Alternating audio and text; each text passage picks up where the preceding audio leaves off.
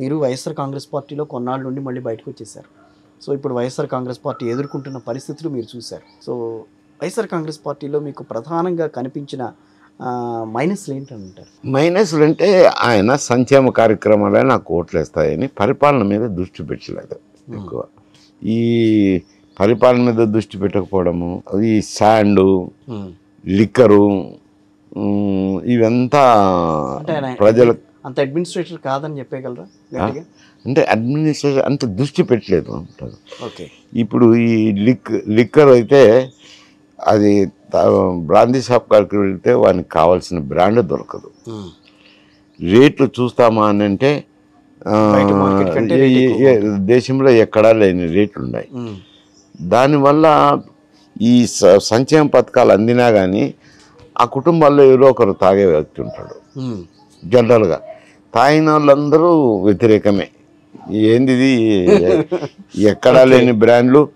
ఉదయం పోయి అక్కడ బ్రాండ్ గురించి నువ్వు అడగాల్సిన అవసరం లే.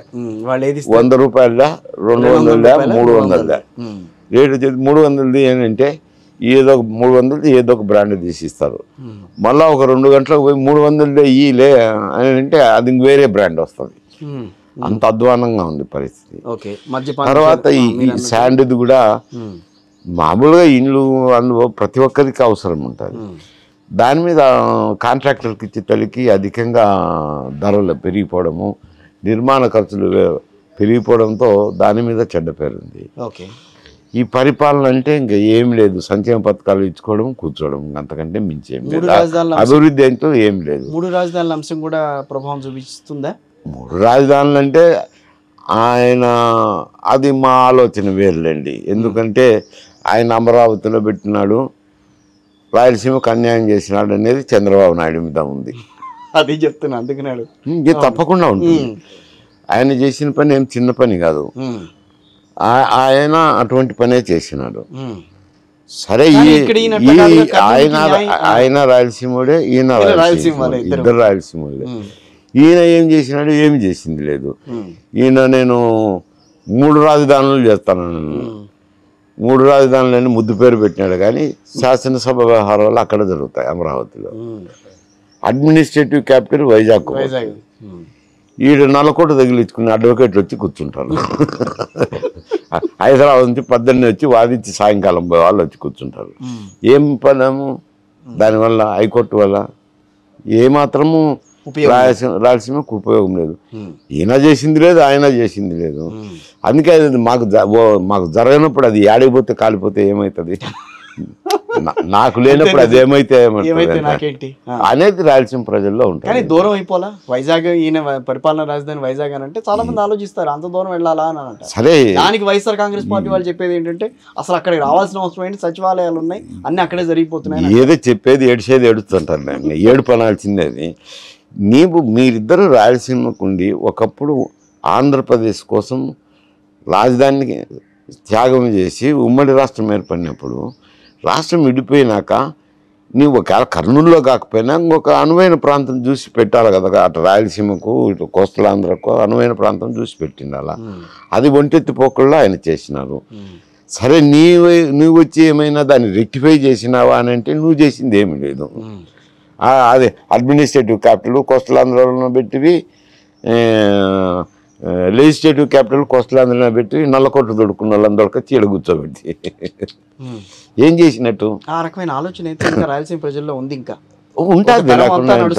అంటే ప్రజలంతా విజ్ఞాన పరులు, రాయలసీమ మీద అభిమానం ఉండే వాళ్ళలో అయితే ఉంటుంది. ఇద్దరంతే లెబ్బ అంటే అంటారు. ఆ విషయానికి వచ్చి క్యాపిటల్ వేస్తున్నారు. అదేలేండి. ఇంకా మరి నేను చెప్తున్నాను కదా, రిజల్ట్ కంటే చాలా సమస్యలు ఉన్నాయి. అవును. సో ఓవరాల్గా మైసూరారెడ్డి గారు ఫైనల్గా కూటమికి ఇచ్చే ఫిగర్ ఏంటంటారు? ఫిగర్ అంటూ చెప్పలేను, కొంచెం ఎడ్జి ఉంటుంది అంట. 100, 110 ఆ ప్రాంతంలో ఏదో ఎడ్జ్ అయితే ఉంటుంది. ల్యాండ్ స్లైడ్ విక్టరీస్ ఉండవులేండి. ఓవరాల్గా ఎన్నికలు అయితే బాగానే జరిగినాయి మీ దృష్టిలో? అంటే కొన్ని చోట్ల సంఘటనలు జరిగినాయి కదా. మాచర్ల అయితేనేమి, తాడిపత్రి అయితేనేమి. ఆ తాడిపత్రి గొడవ ఇంకా పోదా అండి? ఇప్పుడు సమసిపోయిందిలేండి. అంటే పెద్దారెడ్డి గారికి కేతిరెడ్డి, ఇటు పక్కన జేసీ, వీళ్ళిద్దరు ఇంకా అట్లా ప్రతి ఎన్నికలకి అట్లా కొట్టుకుంటూనే ఉంటారా? అంటే ఇక్కడ బోత్ సైడ్స్ ఉన్నాయి. మా వాడిని కొట్టిన తర్వాత జనం పోయి రాళ్ళు వినారని ఇదేనే కాదండి ఈ సంఘటన తెలుగుదేశం అంటారు, వాళ్ళ అటు వైఎస్ఆర్సీపీ వాళ్ళు మా వాడిని కొడితే మా వాళ్ళు వచ్చి రాళ్ళు వేసినారని వాళ్ళు అంటారు. పోలీసు వైఫల్యం అయితే కొట్టొచ్చినట్లు కనపడుతుంది. ఎందుకంటే ఈ ముందే ఇట్లా సెన్సిటివ్ ఏరియాస్ను గుర్తించి వాళ్ళ నాయకులను కలిసి కొంచెం కన్సోల్ చేసి ఏదో నిష్పక్షపాతంగా వ్యవహరిస్తే ఇటువంటి సమస్యలు ఉత్పన్నమైనాక దాన్ని మంట అంటుకున్నాక ఆర్పేదానికి కొంత టైం పడుతుంది కదా, ఇమీడియట్గా చేతి అంచేయలేం కదా, అది పరిస్థితి ఏంటో తగ్గిపోతుంది. Sir for suppose YSR Congress party మళ్ళీ అధికారంలోకి వస్తే రాష్ట్ర భవిష్యత్తు ఏంటి? ఏముంటాయి పెద్దగా ఇప్పుడు ఉన్నట్టే ఉంటాయి సంక్షేమ కార్యక్రమాలు, అభివృద్ధి ఉండదు. ఈసారన్నా అభివృద్ధి మీద దృష్టి పెట్టారంటారా? ఎక్కడున్నది ఆదాయం వచ్చింది సరిపోయే సంక్షేమ కార్యక్రమం ఎక్కడ పెడతాను. అలాంటప్పుడు మీరు తెలుగుదేశం పార్టీ వస్తే చేసేది ఏంటి? ఎప్పుడైనా అంతే సేమ్ అంతే. కానీ ఎందుకంటే అక్కడ అభివృద్ధి అనేసరికి కొంచెం రాయలసీమలో ఇక్కడంటే కోస్టల్ ఆంధ్రాలోనంటే నాగార్జున సాగర్ ప్రాజెక్ట్ అయితేనేమి, కృష్ణా బ్యారేజ్ అయితేనేమి, గోదావరి బ్యారేజ్ అయితేనేమి, అక్కడ వంశధార ప్రాజెక్ట్ అయితేనేమి, ఈ ప్రాజెక్టులు వచ్చినాయి, కాలువలు దిగినారు, నీటిపారుదల సౌకర్యం ఉంది, అనుభవించుతున్నారు. సరే పోలవరం కూడా అవ్వాలనుకోండి, పోలవరం అయితే అది వేరు సమస్య. డెల్టా స్టెబిలైజేషన్ కాకపోతే కాస్త కూస్తో ఒక 80 టీఎంసీలు మళ్ళిస్తారు కాబట్టి అందులో రాయలసీమకు భాగం వస్తుంది. దానికోసం పోలవరం అంటాము. ఇప్పుడు రిజర్వాయర్లు అయితే ఉన్నాయి కానీ పంట కాలువలు లేవు. చంద్రబాబు నాయుడు గారు ఉన్నప్పుడు పంట కాలువలు తీయలేదు. ఈయన 5 సంవత్సరాల నుండి నేను కడప బిడ్డను, కడపలోనే ఉన్న వామకొండ కింద కానీ సర్వాయి సాగర్ కింద కానీ పంట కాలువలు తీసిన దాఖలాలే లేవు. పంట కాలువలు తీస్తే నీళ్లు బారి పంటలు పెట్టుకొని సస్యశ్యామలం అవుతారు కదా, ఆ పరిస్థితి లేదు అంట. ఇప్పటికీ 10 ఏళ్ళు అవుతుంది అంతే. చెరువుల్లో నీళ్లు నిండుతున్నాయి, చెరువు కింద ఎవరన్నా మోటార్లు వేసి కొట్టుకోవాల్సిందే కానీ కాకపోతే ఒక్కరికి కూడా పంట కాలువ కింద పంట పొలాలకు నీళ్ళు ఇచ్చిన దాఖలాలు లేవు. సార్ ఫైనల్గా నేను ఒక మాట అంటాను, దానికి మీరు ఓకే అంటారా? ఏ పార్టీ వచ్చినా ఆంధ్రప్రదేశ్ భవిష్యత్తు ఇంక అంతేనని అనుకోవచ్చా? అంటే ప్రస్తుతం ట్రెండ్ అట్లుంది.